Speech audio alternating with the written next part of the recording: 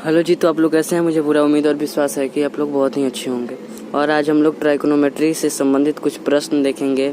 हम लोगों ने पिछले क्लास में देखा था कि कर्ण, लंब और आधार किसे कहेंगे, और आज हम लोग उससे संबंधित, जैसे ये वाला लंब है तो लंब दिया गया है और ये आधार है तो आधार दिया गया है। लेकिन यहाँ पर एच किसको, कर्ण को बोलते हैं, तो कर्ण नहीं दिया गया। तो बोल रहा है कि एच का मान आप निकालिए। तो अब सबसे पहले लिखेंगे कि दिया गया है कि लंब कितना दिया गया है, तो लंब 15 दिया गया है तो हम 15 लिख लिए। उसके बाद क्या है कि आधार कितना, तो आधार 8 दिया गया है तो हम लोगों ने 8 लिख लिया। कर्ण यहाँ पर कितना, तो कर्ण नहीं दिया है तो क्वेश्चन मार्क दे दिए। सूत्र होता है पाइथागोरस प्रमेय से ये निकाला जाता है, ठीक है। कोई भी इसमें कहेगा तो पाइथागोरस प्रमेय से निकाला जाता है। तो पाइथागोरस प्रमेय बराबर होता है कर्ण स्क्वायर बराबर लंब स्क्वायर प्लस आधार स्क्वायर। तो कर्ण को एच से सूचित करते हैं तो एच का होल स्क्वायर बराबर, इसको पी से सूचित करते हैं पी का होल स्क्वायर प्लस आधार को बी से तो बी का होल स्क्वायर। तो इस सूत्र पर हम बैठा लेंगे, चूंकि एच का मान निकालना है और यहाँ पर इस दोनों पर बैठा देंगे। तो पी का मान कितना है, तो 15 है तो 15 का होल स्क्वायर करेंगे, प्लस बी कितना है तो 8 है तो 8 पर 8 का होल स्क्वायर करेंगे। तो 15 में करने से तो 225 आ जाएगा और 8 में 8 से करेंगे गुना तो 64 आ जाएगा, ठीक है। यदि आपको वर्गमूल नहीं आता है तो हमने दूसरा या तीसरा क्लास में बताया है, आप जाइए उसमें देख लीजिएगा, ठीक है। एच स्क्वायर बराबर यहाँ पर हो जाएगा 5 और 4 9 और यहाँ पर 6 और 2 8 और 2 का 2। यहाँ पर स्क्वायर हटता है तो रूट चढ़ता है। याद रखिएगा कि स्क्वायर हटता है तो रूट चढ़ता है, जब रूट हटता है तो स्क्वायर चढ़ता है। और ये वाला फार्मूला अवश्य याद रखिए, ठीक है। या तो आप हिंदी वाला याद कर लीजिएगा कि कर्ण स्क्वायर बराबर लंब स्क्वायर प्लस आधार स्क्वायर। अगर ये वाला नहीं याद हो तो आप अंग्रेजी वाला एच स्क्वायर बराबर P square plus B square वाला याद कर लीजिएगा। अब यहाँ पर ये वाला तो 289 हो गया। हमने क्या कहा कि जब स्क्वायर हटता है तो रूट चढ़ता है, अगर रूट चढ़ेगा तो स्क्वायर चढ़ेगा, ठीक है। रूट हटेगा तो स्क्वायर चढ़ेगा, लेकिन यहाँ पर स्क्वायर हटा है तो यहाँ पर रूट हम चढ़ा दिए। चलिए आगे देखते हैं।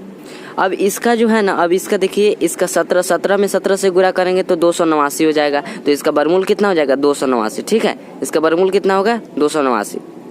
चलिए आगे देखते हैं। और एच का मान क्या आ गया, एच का मान हमारा 17 आ गया। इस प्रकार से हम एच का मान निकालते हैं। अब अगला देखिए, अगला इसमें एच दिया था और इसमें अब अगला क्वेश्चन में हम पी वाला का मान निकाल रहे हैं।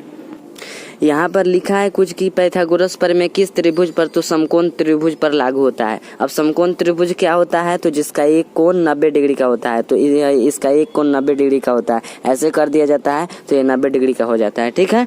तो समकोण त्रिभुज पर पाइथागोरस प्रमेय लागू होता है, याद रखिएगा। अब इसमें हमको पी निकालना है। देखिए यहाँ पर क्वेश्चन मार्क दिया गया है पी, यहाँ पर एच 8 दिया गया है और यहाँ पर बी 8 दिया गया है। तो कर्ण का मान हम 17 दे दिए और आधार यहाँ पर 8 दे दिए। उसके बाद लंब, यहाँ पर देखिए लंब का मान निकालना है तो निकाल।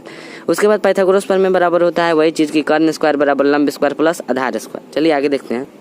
तो इसके बाद हम क्या करेंगे कि कर्ण स्क्वायर इधर तो बराबर के इधर है तो इधर ही इसको रखेंगे, और हमको निकालना है लंब, तो लंब को हम बराबर के इधर रहने देंगे और इधर प्लस में आधार है। तो यदि कोई भी संख्या हो या फिर कोई अंक हो, कोई भी चीज हो या फिर अक्षर हो, तो यदि इसे इधर प्लस में है तो इधर आएगा तो माइनस में हो जाएगा, ठीक है। तो कर्ण स्क्वायर इधर बराबर के इधर प्लस में है, यदि बराबर के इधर आएगा तो माइनस में हो जाएगा। अब बराबर के इधर लंब स्क्वायर है तो लंब स्क्वायर और रहने देंगे।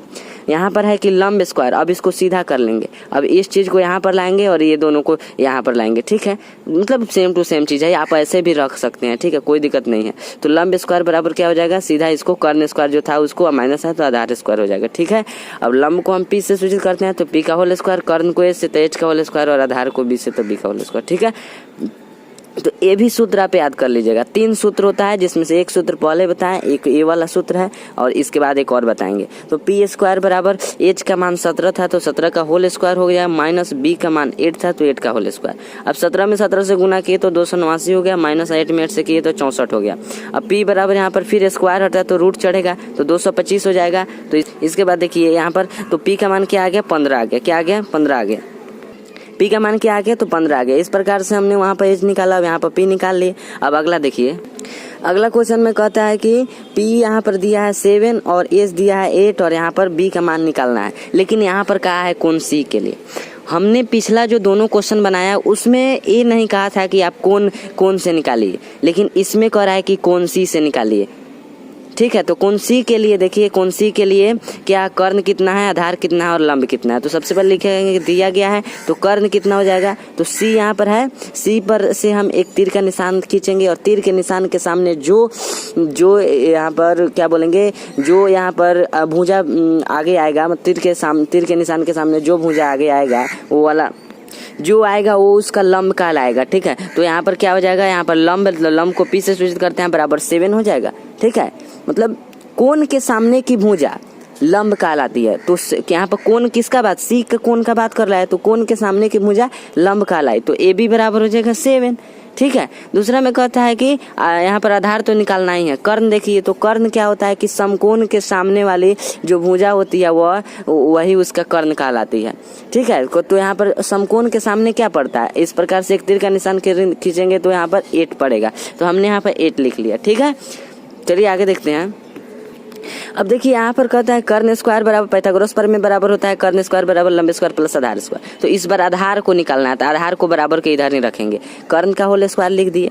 इधर कोई भी संख्या या फिर अक्षर के आगे कुछ नहीं रहता है तो प्लस में रहता है, तो इसके पहले क्या है, मान लीजिए प्लस है, मतलब कुछ भी नहीं रहता है तो उसे प्लस में माना जाता है। तो लंब के पहले कुछ भी नहीं है तो प्लस में है, तो ये बराबर के इधर प्लस में है तो इधर आएगा तो माइनस में, तो इधर लाए तो माइनस में, बराबर का चिन्ह देकर आधार का होल स्क्वायर कर दिए। ठीक है।